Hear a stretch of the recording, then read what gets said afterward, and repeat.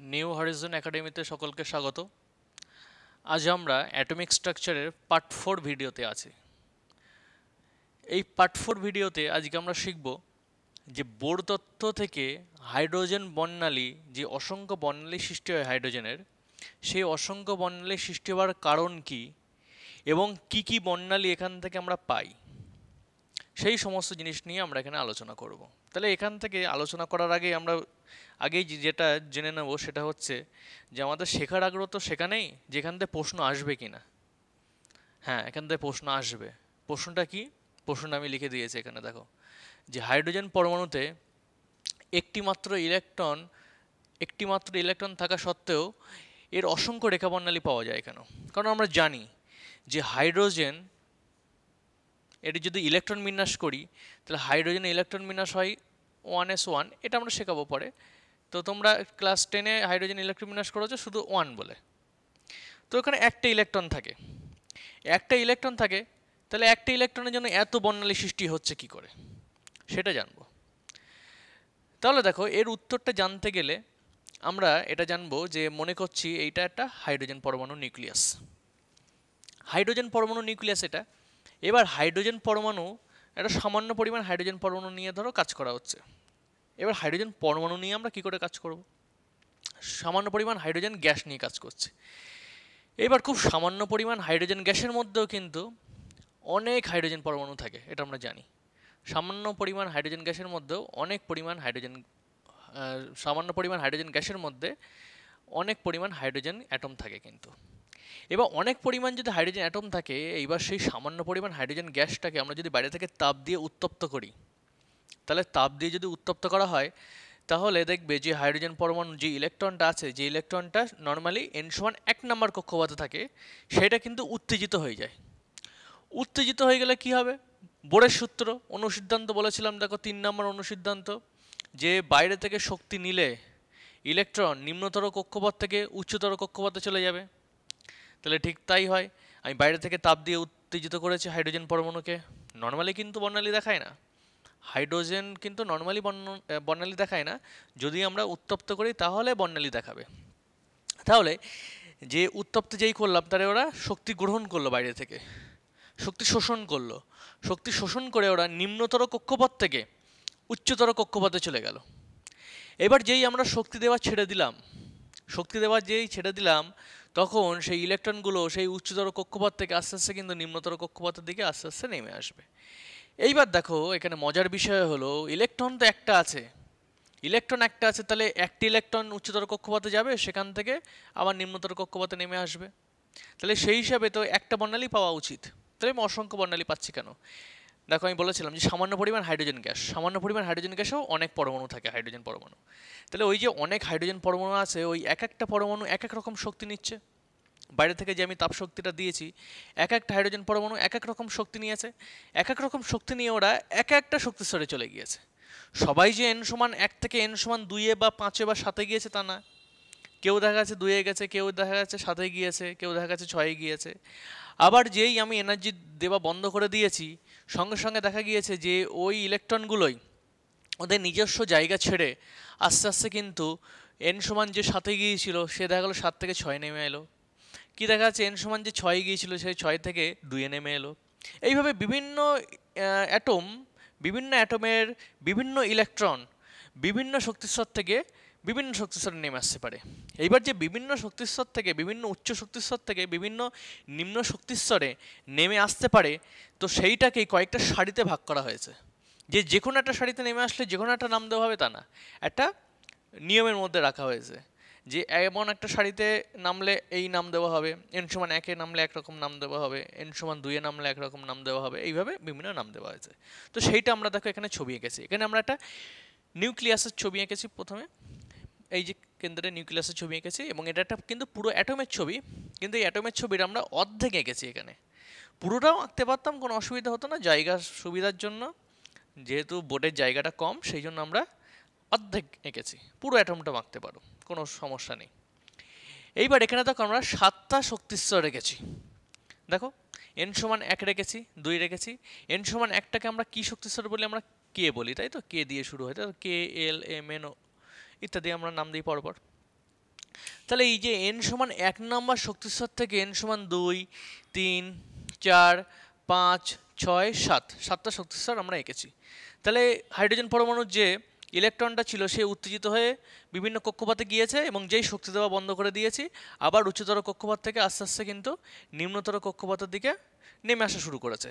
এইবার দেখো এখানে মজার বিষয় হলো কোনো ইলেকট্রন যদি n সমান 7, 6, 5, 4, 3 বা 2 থেকে n সমান 1-এ নেমে আসে, দেখো প্রত্যেকটা দেখো n সমান 1-এ নেমেছে, কিন্তু 7 থেকে 1-এ নেমেছে, 6 থেকে 1-এ নেমেছে, 5 থেকে 1-এ নেমেছে, 4 থেকে 1-এ নেমেছে, তারপর 3 থেকে 1-এ নেমেছে, তারপর 2 থেকে 1-এ নেমেছে।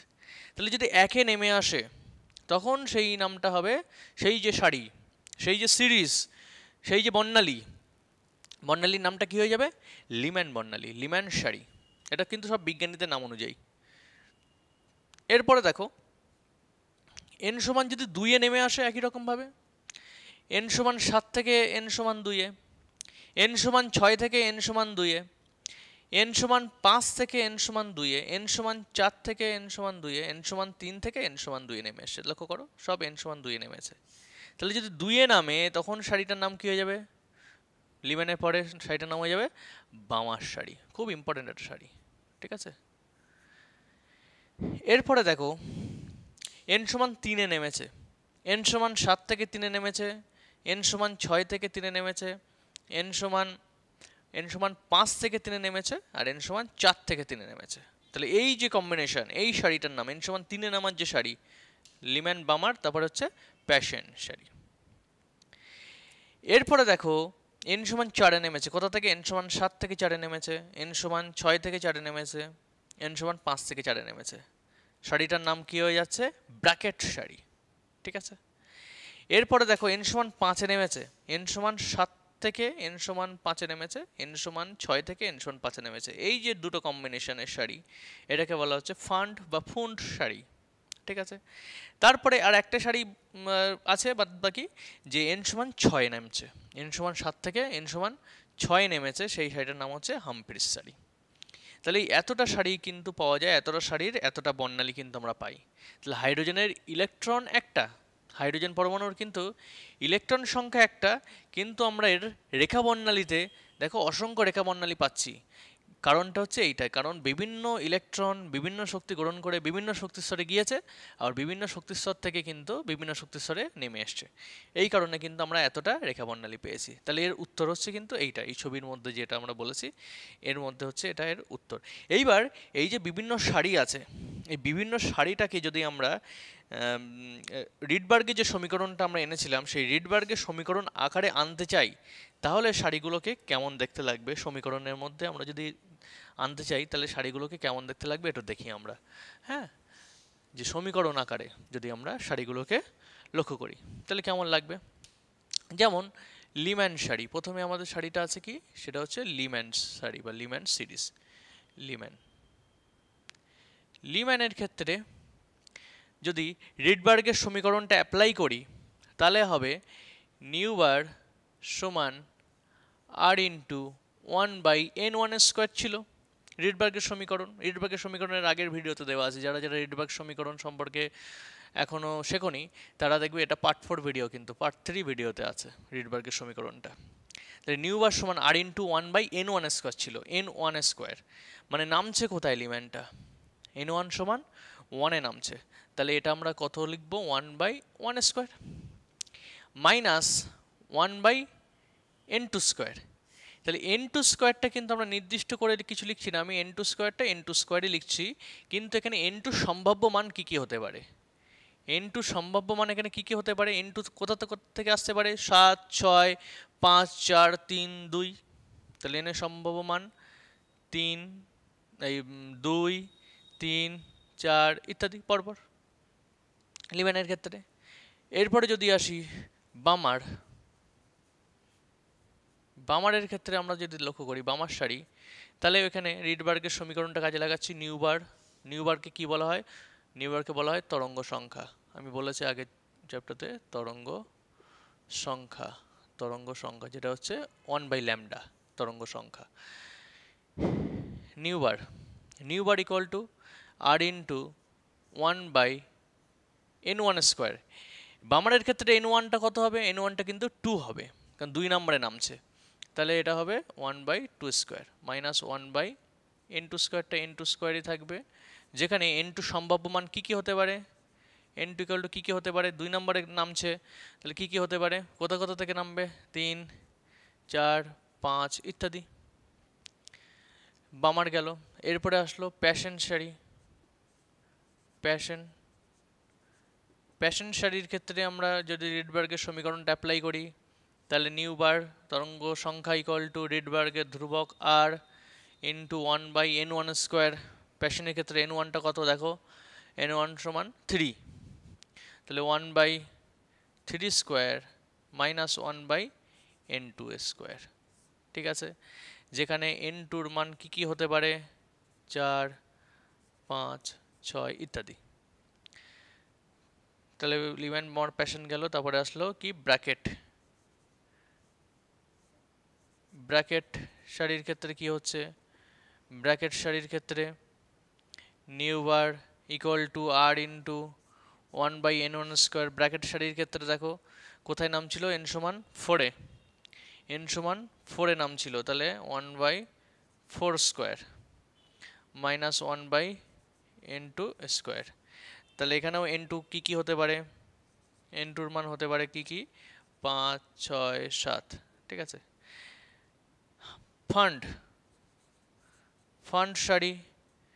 ফান্ড সারির ক্ষেত্রে কি হবে? নিউ আর সমান আর ইন্টু 1/n1 স্কোয়ারটা দেখো কত ফান্ডের ক্ষেত্রে কোথায় নেমে এসেছিল? n সমান 5-এ নেমে এসেছিল, তাহলে n সমান 5, তাহলে 5-এর স্কোয়ার মাইনাস 1/n2 এর স্কোয়ার। এখানেও n2-র মান কি কি হতে পারে? n2-র মান হতে পারে 6, 7। লাস্ট যে শাড়িটা আমাদের পড়ে আছে সেটা হচ্ছে কি? হামফ্রিজ। শাড়িগুলো খুব ভালো করে মুখস্থ করে নেবে, এক এক ধরনের কিন্তু নাম আছে। হামফ্রিজ শাড়ি, এই হামফ্রিজ শাড়ি, এখানে যদি নিউ বারটা দেখি, নিউ বারটা আসবে আর ইন্টু 1/n1 স্কোয়ারের জায়গায় কি থাকবে? 6। দেখো হামফ্রিজের ক্ষেত্রে কোথায় নামছে? 6 নেমেছে, তাহলে 1/6-এর স্কোয়ার মাইনাস 1/n2 স্কোয়ার, যেখানে n2 কি হতে পারে? n2টা কিন্তু 7 হতে পারে, 7 থেকে নামছে হামফ্রিজের ক্ষেত্রে। তাহলে এই যে শাড়িগুলো আমরা শিখলাম, এই শাড়িগুলো কিন্তু খুব ইম্পর্টেন্ট শাড়ি। এই শাড়িগুলো থেকে কিন্তু অঙ্ক আসবেই আসবে, এরকম ব্যাপার, এতটাই ইম্পর্টেন্ট। এই শাড়িগুলো থেকে অঙ্ক খুব আসে, তার মধ্যে সবচেয়ে বেশি অঙ্ক আসে এই বামার শাড়ি থেকে।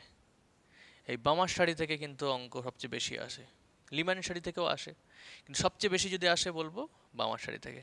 এই বামার শাড়িতে যে n2-র মান 3, 4, 5, 6, এই যে 4টে মান আছে, এই 4টে মান দিয়ে অঙ্ক আবার আলাদাভাবে আসে। এই 4টে মান দিয়েও এদের সিরিজের যে নামগুলো, এই নামগুলো আলাদা আলাদা হয়, সেইটা আমরা একটু ডিটেলসে দেখব। তাহলে বোর তত্ত্ব দ্বারা যে হাইড্রোজেন বর্ণালীর ব্যাখ্যা, সেইটা থেকে যে প্রশ্নটা আসে, সেই প্রশ্নের উত্তর আমরা সারির মাধ্যমে উত্তরটা পেয়ে গেছি। এই সারি থেকে বিভিন্ন সমীকরণগুলো উৎপন্ন করেছি আমরা। এই সমীকরণগুলো তোমরা ভালো করে মনে রাখবে, মুখস্থ খুব বেশি করতে হবে না, একটু বুঝে পরপর নামগুলো যদি মনে রাখো, লিম্যান বোমার প্যাশন, এইভাবে পরপর যদি নামগুলো মনে রাখো, তাহলে দেখবে করতে কোনো অসুবিধা হবে না, অঙ্ক করতে কোনো সমস্যা হবে না। এবার আমরা বামার শাড়িটা নিয়ে একটু ডিটেলস আলোচনা করছি। বামার শাড়িটা নিয়ে আলোচনা করলে কেমন হবে দেখি বামার শাড়িটাকে।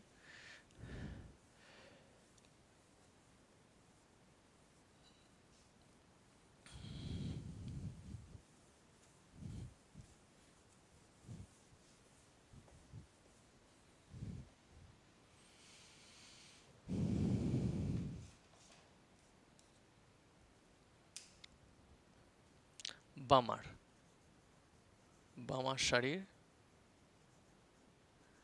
রেখা বর্ণালী।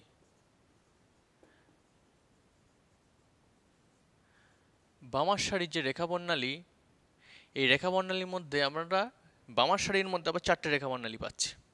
ওই 4টে রেখা বর্ণালী 4টে আলাদা আলাদা নাম দেওয়া হয় যখন থেকে অঙ্ক আসে। ওই 4টে আলাদা আলাদা রেখা বর্ণালী কোথা থেকে আসে, কী জন্য আসে একটু দেখি।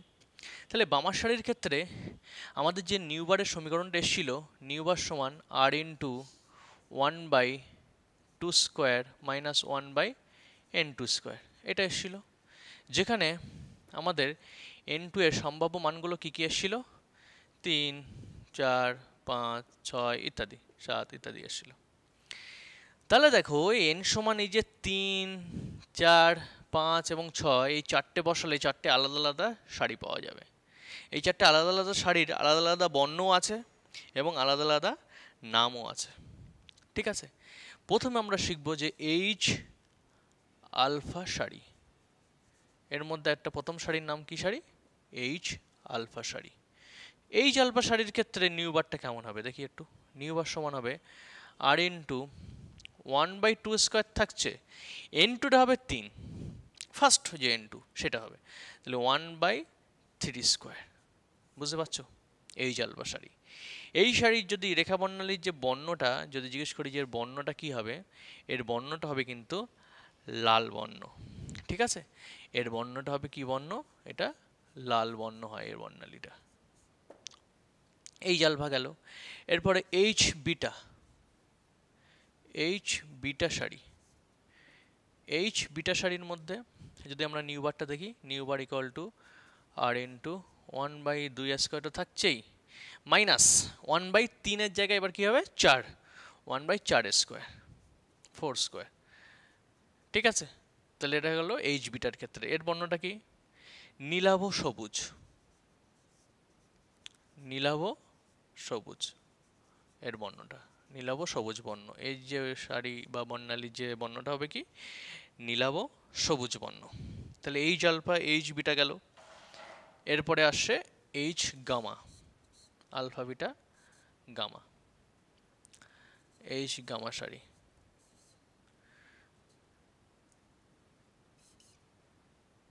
এইচ গামা সারি।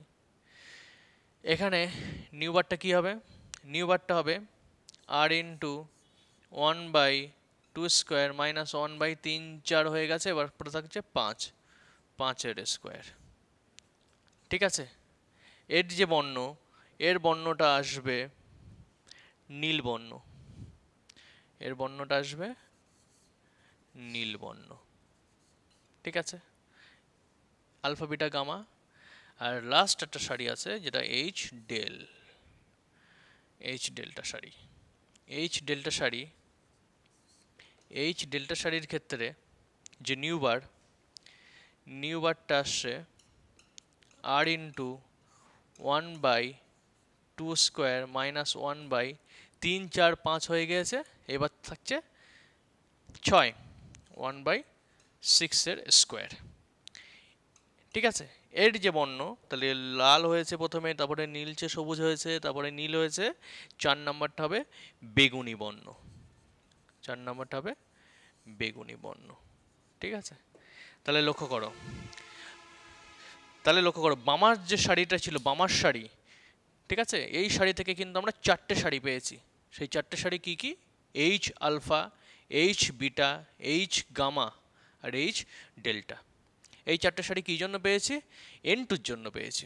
n1টা দেখো প্রত্যেকের ক্ষেত্রে ফিক্সড, কিন্তু n2গুলো আমরা যদি 3, 4, 5, 6 ইত্যাদি বসাই, তাহলে 4টে শাড়ি আলাদা আলাদা পাই। এই 4টে শাড়ির জন্য কিন্তু আলাদা আলাদা অঙ্ক পড়ে, খুব ইম্পর্টেন্ট এটা কিন্তু, আমি যেটা বলছি এগুলো কিন্তু খুব ইম্পর্টেন্ট, যাদের নিটে বসার ইচ্ছা আছে বা জয়েন্টে বসার ইচ্ছা আছে, ওয়েস্ট বেঙ্গল জয়েন্ট বলো বা যাই হোক বলো, ইঞ্জিনিয়ারিংয়ের জন্য বলো, খুব ইম্পর্টেন্ট এটা।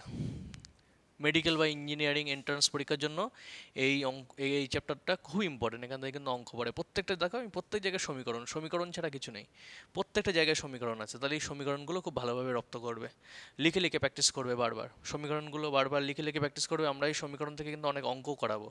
তাহলে খুব ভালো করে এই জায়গাগুলো তোমরা নোট করে নেবে, খুব ভালো করে দেখবে এই জায়গাগুলো। ঠিক আছে, তাহলে ভালোভাবে দেখো। আজকে এই পর্যন্তই।